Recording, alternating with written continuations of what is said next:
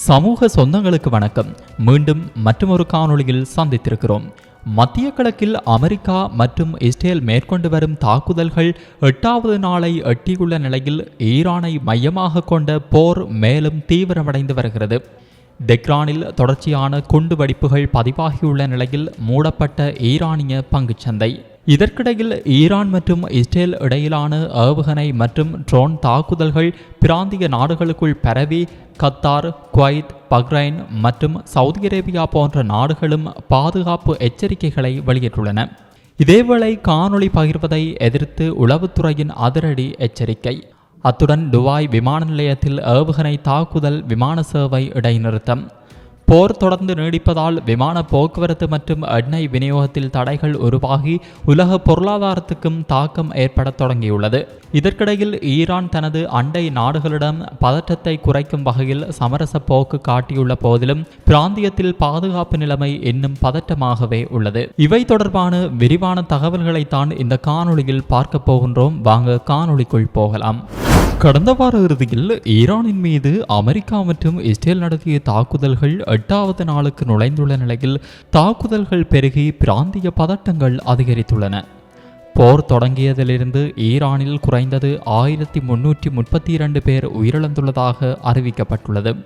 சனிக்கிழமை அதிகாலை ஈரான் தலைநகர் தெஹ்ரானில் புதிய அலை போன்று பல தீவிர குண்டுவெடிப்புகள் நிகழ்ந்ததாக தகவல்கள் தெரிவிக்கின்றன. பிப்ரவரி 28 முதல் இதுவரை 3000க்கும் மேற்பட்ட இலக்குகளை தாக்கி 42 ஈரானிய போர்க்கப்பல்களை அழித்துள்ளதாக அமெரிக்க இராணுவத்தின் மத்திய கட்டளை பிரிவு தெரிவித்துள்ளது. அமெரிக்க ஜனாதிபதி டொனால்ட் ட்ரம்ப் ஈரான் நிபந்தனையற்ற சரணடைதலை ஏற்க வேண்டும் என வலியுறுத்தியுள்ளார். இல்லையெனில் எந்த சமாதான ஒப்பந்தமும் இருக்காது என்றும் அவர் கூறியுள்ளார். ஹார்முஸ் ஜலசந்தி தற்போது திறந்திருப்பதாக ஈரானிய இராணுவம் தெரிவித்துள்ளது.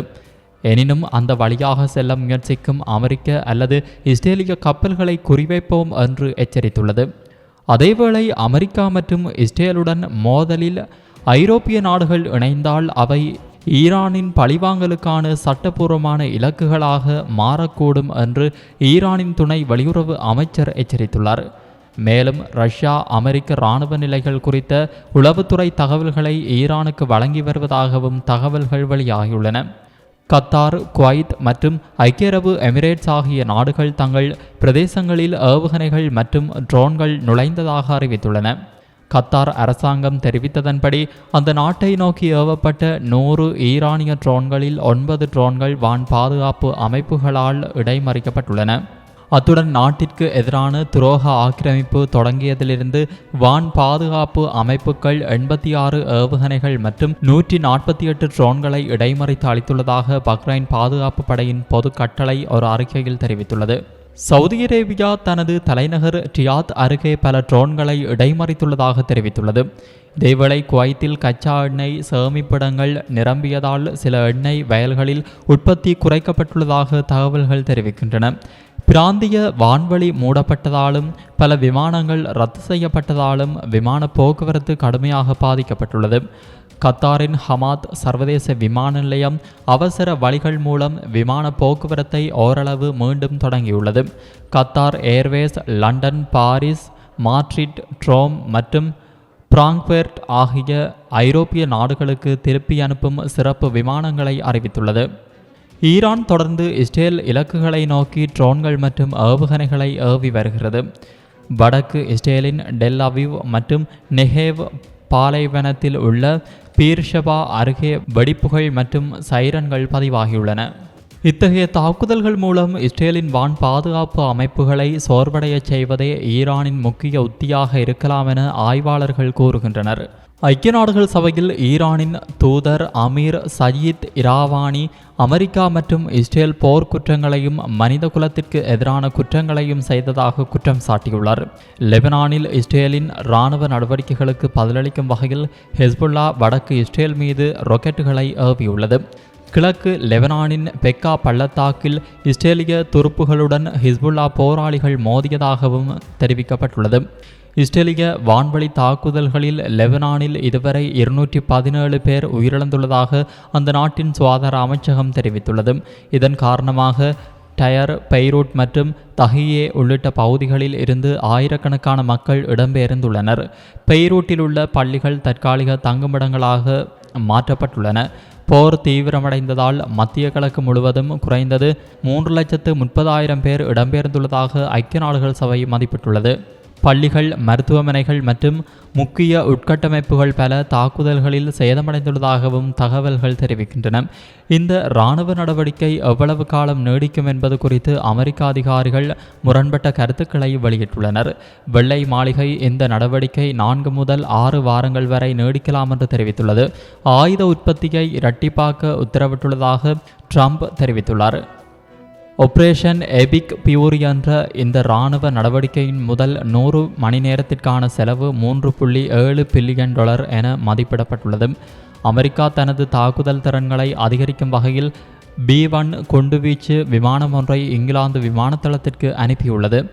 உலகின் எண்ணெய் விநியோகத்தில் சுமார் 60% கப்பல்கள் கடந்து செல்லும் முக்கிய பாதையான ஹார்முஸ் ஜலசந்தியில் ஏற்பட்ட பதட்டம் காரணமாக உலக எண்ணெய் விலைகள் உயர்ந்துள்ளன. ஈரான் ஹார்முஸ் ஜலசந்தியில் கப்பல்களை குறிவைப்பதாக எச்சரித்துள்ள நிலையில் ஐக்கிய அரபு எமிரேட்ஸின் புஜைரா கடற்கரையில் எண்ணெய் டேங்கர்கள் காத்திருக்கின்றன. அமெரிக்க செனட் மற்றும் பிரதிநிதிகள் சபை இரண்டும் போரை கட்டுப்படுத்த முயன்ற தீர்மானங்களை நிராகரித்துள்ளன. இதன் மூலம் ஈரானுக்கு எதிரான ட்ரம்ப் நிர்வாகத்தின் இராணுவ நடவடிக்கைக்கு அரசியல் ஆதரவு தொடர்கிறது. மொத்தத்தில் போர் தொடங்கி 1 வாரம் கடந்துள்ள நிலையில் மத்திய கிழக்கில் பதட்டம் குறைவதற்கு பதிலாக அதிகரித்து வருகிறது. இராணுவ நடவடிக்கைகள் விரிவடைவதுடன் மனிதாபிமான நெருக்கடி மற்றும் உலகளாவிய பொருளாதார தாக்கங்களும் தீவிரமடைந்து வருகின்றன. மத்திய கிழக்கில் நடைபெற்று வரும் போர் பதற்றத்தின் மத்தியில் மறு அறிவிப்பு வரும் வரை ஈரானிய பங்குச்சந்தை மூடப்பட்டிருக்கும் என்று ஈரானின் அரச ஊடகங்கள் தெரிவித்துள்ளன.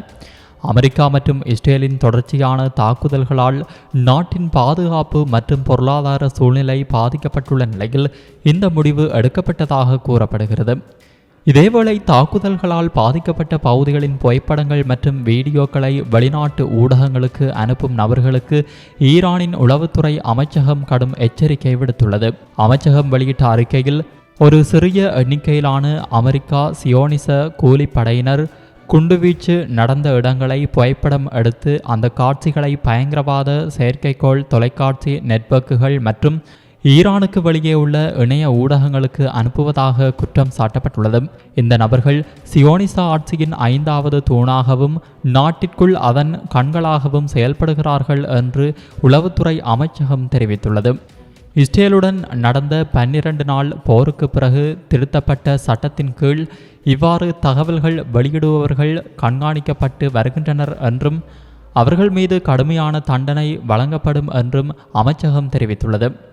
ஈரானில் உலகளாவிய இணைய சேவை கடந்த 1 வாரமாக பெருமளவில் கட்டுப்படுத்தப்பட்டுள்ளதாக தகவல்கள் தெரிவிக்கின்றன. அதே நேரத்தில் சந்தேகத்திற்கிடமான செயல்பாடுகள் குறித்து குடிமக்கள் அதிகாரிகளுக்கு தொலைபேசி அல்லது உள்ளூர் செயலிகளின் மூலம் தகவல் வழங்குமாறு அரசு கேட்டுக்கொண்டுள்ளது. போர் நிலைமையின் காரணமாக நாட்டில் தகவல் பரிமாற்றம், ஊடக செயல்பாடு மற்றும் பொருளாதார நடவடிக்கைகள் மீது கட்டுப்பாடுகள் அதிகரித்து வருவதாக தெரிவிக்கப்படுகிறது. அமெரிக்கா மற்றும் இஸ்ரேல் மேற்கொண்டு வரும் தாக்குதல்களின் 8வது நாளில் ஈரான் ஜனாதிபதி மசூத் பெசஸ்கியன் வெளியிட்ட சமீபத்திய அறிக்கை மிகவும் தீவிரமான சூழ்நிலையில் இருந்தாலும் பதற்றத்தை குறைக்கும் ஒரு சிறிய அறிகுறியாக பார்க்கப்படுகிறது. ஈரான் முழுவதும் 170க்கு மேற்பட்ட நகரங்களில் வான்வழி தாக்குதல்கள் தொடர்ந்து வரும் நிலையில் இந்த அறிக்கை வெளியிடப்பட்டுள்ளது. பெசஸ்கியனின் கருத்துக்கள் முன்பே பதிவு செய்யப்பட்ட சுமார் 5 நிமிட உரையில் இடம்பெற்றன.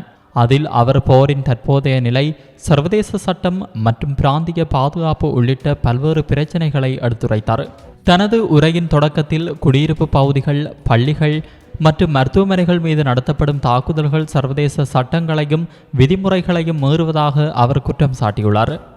நாட்டின் இறையாண்மையை பாதுகாக்க மக்களிடையே ஒற்றுமையும் தேசிய ஒருமைப்பாடும் அவசியமென அவர் வலியுறுத்தினார்.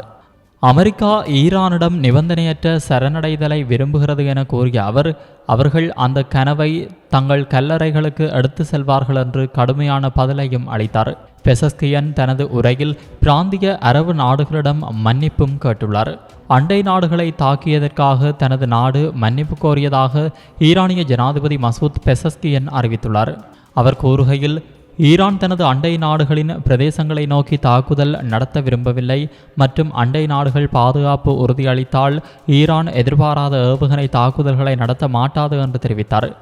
ஆனால் இதற்கு பிறகு சில நிமிடங்களுக்குள் தோஹாவின் மேல் வானத்தில் மற்றொரு வெடிப்பு சத்தம் கேட்டது.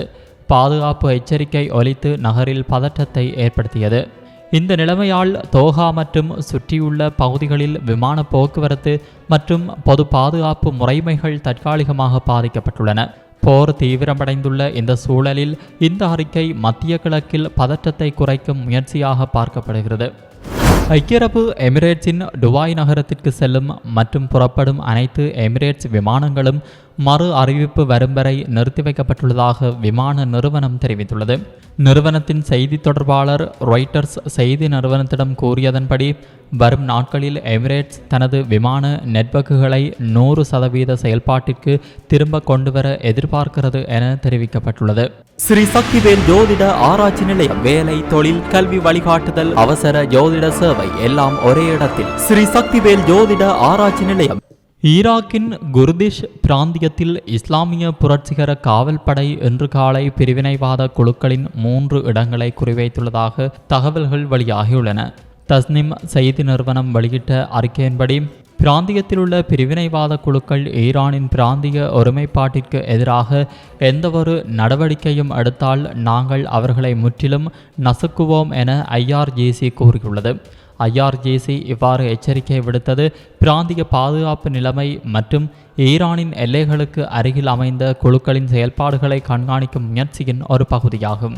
இத்துடன் இந்த காணொளியானது நிறைவுக்கு வருகிறது. இந்த காணொளி பற்றிய உங்களின் கருத்தை கமெண்ட்ஸ் பக்கத்தில் பதிவிடுங்கள். மீண்டும் மற்றொரு காணொளியில் சந்திப்போம். இது போன்ற பல செய்திகளை தெரிந்து கொள்ள நம்முடைய சமூக மீடியா யூடியூப் சேனலை சப்ஸ்கிரைப் செய்து அருகில் உள்ள பெல் பட்டனை கிளிக் செய்யுங்கள். மேலும் செய்திகளை உடனுக்குடன் தெரிந்து கொள்ள samoogamedia.com என்ற இணையதளத்தின் வாயிலாக எங்களுடன் இணைந்திருங்கள்.